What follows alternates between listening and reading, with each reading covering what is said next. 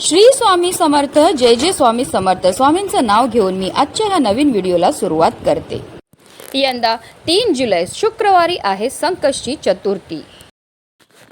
संकष्टी चतुर्थी ही भगवान श्री गणेशाला समर्पित एक अत्यंत शुभ तिथी मानली जाते. असे मानले जाते की या दिवशी भक्त बाप्पांची पूजा करतात, ज्यामुळे जीवनातील दुःख कमी होतात आणि आनंदाने समृद्धी मिळते. भक्त या दिवशी व्रत करतात. संकष्टी या शब्दाचा अर्थ दुःखाचा नाश करणारा असा होतो. म्हणूनच भक्त भगवान गणेशाला विशेष प्रार्थना करतात आणि त्यांच्या जीवनातील संकट दूर करण्याकरता प्रार्थना करतात. धार्मिक मान्यतानुसार देवी पार्वतीने प्रथम आपल्या पुत्र गणेशाच्या दीर्घायुष्यासाठी आणि कल्याणासाठी संकष्टी चतुर्थीचे व्रत केले होते. तेव्हापासून हे व्रत बालसुख, मानसिक शांती, यश आणि अडथळे दूर करण्यासाठी विशेषतः फलदायी मानले जाते. या दिवशी भगवान गणपतीची पूजा केल्याने घरातील नकारात्मक ऊर्जा दूर होते आणि कुटुंबात सुख शांती टिकून राहते. तसेच गणपती बाप्पांच्या कृपेने आपल्या सर्व इच्छा मनोकामना पूर्ण होतात. संकष्टीचे हे व्रत सूर्योदयापासून सुरू होते आणि चंद्र दर्शन झाल्यावरच पूर्ण होते. म्हणून चतुर्थीच्या दिवशी चंद्र पाहणे खूप महत्त्वाचे मानले जाते. चंद्र पाहिल्यानंतरच हे व्रत संपते व पूर्ण होते. आणि संकष्टी चतुर्थीला चंद्रोदयाची वेळ ही रात्री 9:52 असणार आहे. यावेळी चंद्राला आपल्याला जल अर्पण करायचं आहे आणि त्याची पूजा करून मग व्रत सोडायचं आहे.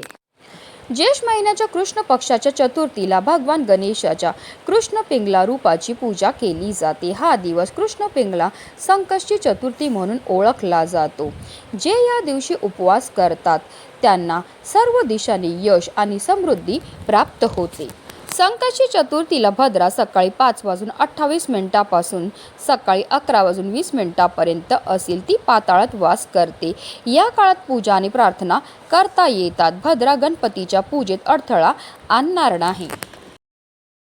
गणपती बाप्पाला संकटनाशक म्हणतात. कोणतेही प्रकारचे संकट असल्यास बाप्पाची पूजा केल्याने संकटापासून मुक्ती मिळते. तसेच गणपतीला बुद्धीचा देवता मानल्याने या दिवशी विद्यार्थ्यांनी गणेशाची पूजा आणि दर्शन घेतल्याने त्यांना ज्ञान आणि बुद्धी मिळते. धार्मिकदृष्ट्या हा दिवस अतिशय महत्त्वाचा असल्यामुळे या दिवशी काही प्रभावी उपायाने सेवा देखील केल्या जातात. आणि म्हणूनच संकष्टी चतुर्थीच्या दिवशी तुम्ही व्रत नाही केलं तरीही चालेल, पण सकाळीच घरात आणा. या झाडाचं फक्त एक पान, हे पान आपल्या घरी आणल्यामुळे आपलं 7 पिढ्यांचं दारिद्र्य तर नष्ट होणारच आहे. पण आपली कितीही कठीणातील कठीण इच्छाही साक्षात गणपती बाप्पा पूर्ण करतील. तर कोणत्या झाडाचं पान आणायचं आहे, कोणत्या वेळेत आणायचं आहे, त्याबद्दल सविस्तर आणि महत्त्वाची अशी माहिती मी तुम्हाला या व्हिडिओमध्ये देणार आहे. तर व्हिडिओ पूर्ण पहा. आणि जर तुम्ही माझ्या चॅनलवर नवीन असतील तर चॅनलला सबस्क्राईब करा आणि शेजारी बेल आयकॉनसुद्धा प्रेस करा, जेणेकरून तुम्हाला माझ्या नवनवीन व्हिडिओचं नोटिफिकेशन हे मिळत राहील आणि तुम्ही एक पण व्हिडिओ मिस करणार नाही.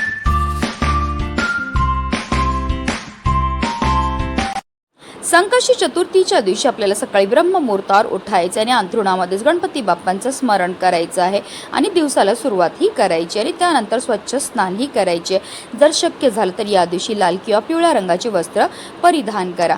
त्यानंतर आपल्याला सर्वप्रथम देवघरामध्ये दिवा हा प्रज्वलित करून घ्यायचा आहे, कारण कोणतीही सेवा किंवा कोणताही उपाय जर आपण अग्नीच्या साक्षीने केला तर त्यामध्ये आपल्याला निश्चित सफलताही प्राप्त होत असते. त्यानंतर आपल्याला सूर्यदेवांना जल अर्पण करायचं आहे आणि आपल्याला विधिवत देवपूजाही करून घ्यायची आहे. जर तुमच्याकडे गणपती बाप्पांची मूर्ती असेल तर त्यांना तामनामध्ये घ्यायचं आहे आणि त्यांच्यावर आपल्याला जलाभिषेक किंवा पंचामृताने अभिषेक हा करायचा. 11 पळी पाणी आपल्याला गणपती बाप्पांवर अर्पण करायचं. प्रत्येक पळी पाणी अर्पण करताना आपल्याला ओम गणपते नमः या मंत्राचा जप हा करायचा आहे. आणि त्यानंतर गणपती बाप्पांच्या मूर्तीला स्वच्छ पुसून पुन्हा त्यांच्या स्थानावर ठेवायचे. गणपती बाप्पांना हळद, कुंकू, अक्षदा, धूपदीप, अगरबत्ती दाखवून घ्यायची आहे.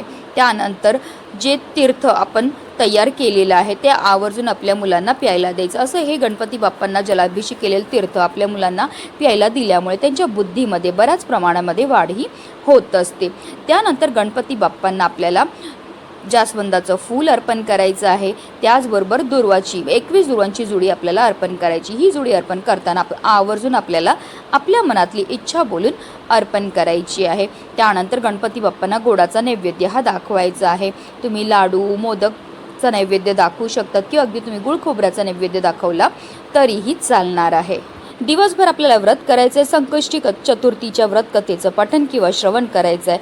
रात्री चंद्र उगवल्यानंतर आपल्याला चंद्राला जल अर्पण करायचं आहे, फुले अर्पण करायची आहेत आणि त्यानंतर आपल्या मनातली इच्छा बोलायची आहे.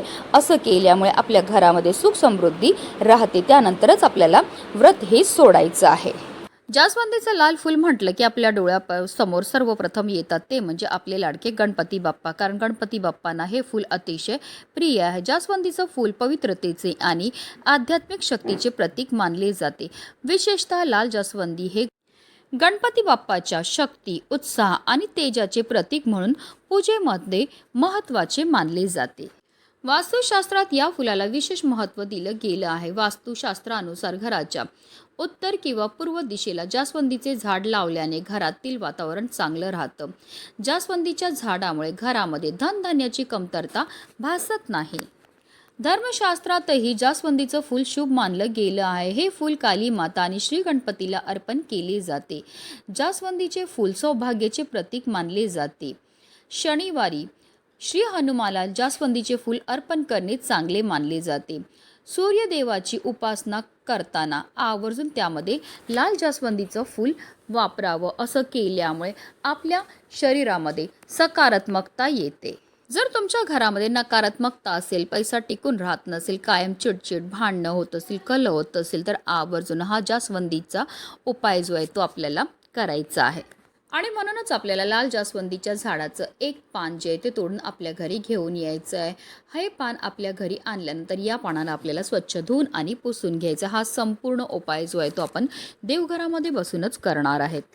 आता आपल्याला एक प्लेट घ्यायची. प्लेटवर आपल्याला थोडंसं कुंकू घ्यायचं. कुंकवामध्ये पाणी टाकून त्याचं गंध हे तयार करून घ्यायचं. आता जास्वंदीच्या झाडाच्या काडीने आपल्याला या जास्वंदीच्या पानावर आपल्या मनातली इच्छा अगदी थोडक्यात लिहायची आहे. जसं तुम्हाला स्क्रीनवर दिसत असेल. जर तुम्हाला नोकरी प्राप्तीची इच्छा असेल तर नोकरी प्राप्ती लिहा, धन प्राप्तीची इच्छा असेल तर धन प्राप्ती लिहा, विवाहाची इच्छा असेल तर विवाह लिहा किंवा इतरही तुमची कोणती इच्छा असेल जी काही केल्याने पूर्ण होत नसेल तर ती इच्छा आपल्याला मनोभावे त्या जास्वंदीच्या पानावर लिहायची आहे.